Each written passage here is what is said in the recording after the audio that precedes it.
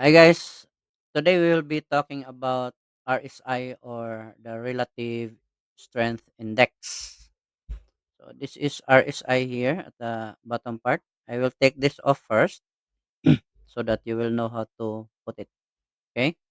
By the way, RSI or Relative Strength Index is a momentum indicator, not a reversal indicator.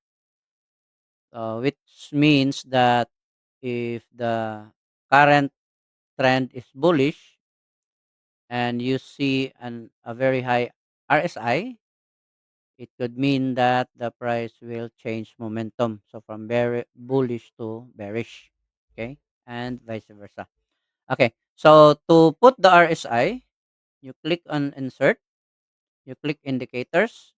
If it is here, then you can click that one. But if it's not here, you look for it under oscillators and then relative strength index.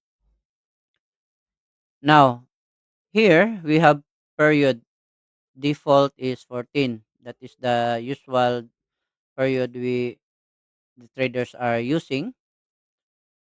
Period doesn't really mean day or month or whatever. It means it depends upon your time frame. So if your time frame is M5, meaning 5-minute time frame, then it is 14 5 minutes.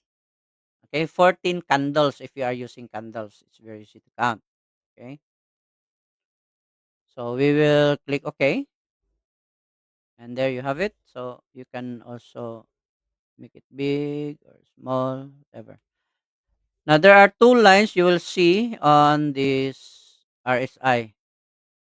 You have the line that is 70, and you also have the 30. Now, if the price is 70 or above, it means the price is overbought. Okay. Now, if it is overbought, meaning the buyers is becoming scarce until such time there's no more buyers, and then all of a sudden, all those people getting in are going to sell. Okay.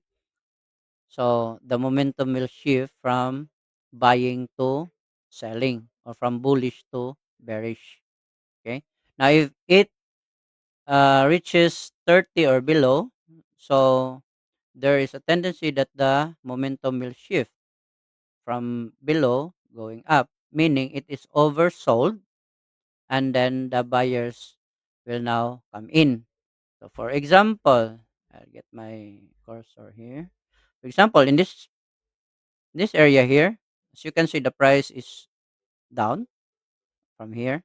Okay, that's going down, and the RSI is here, 29.85.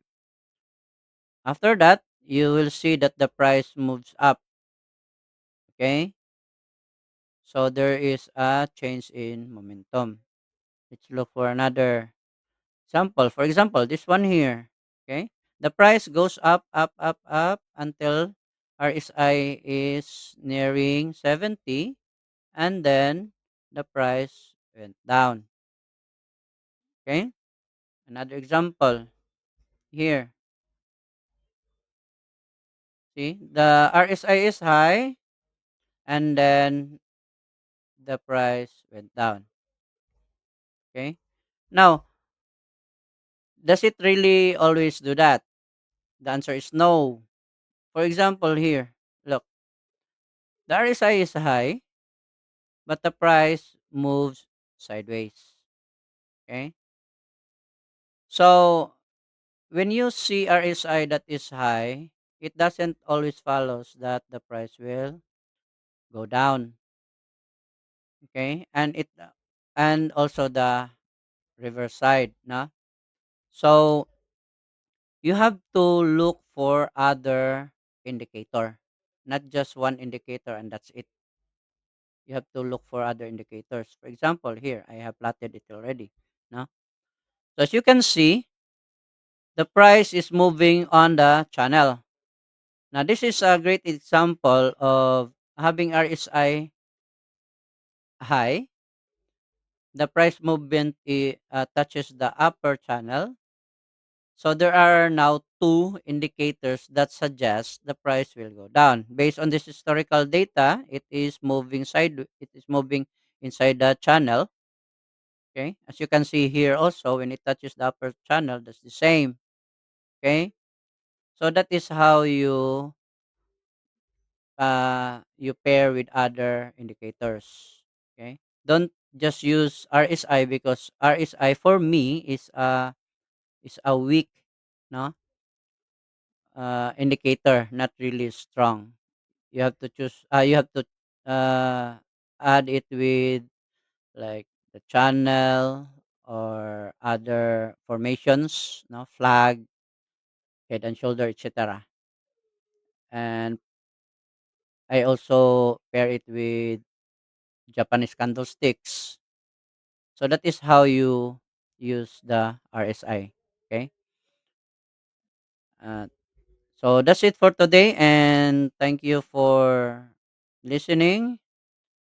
If you have any question, you may write it down on the comment section below. Thank you and have a good day.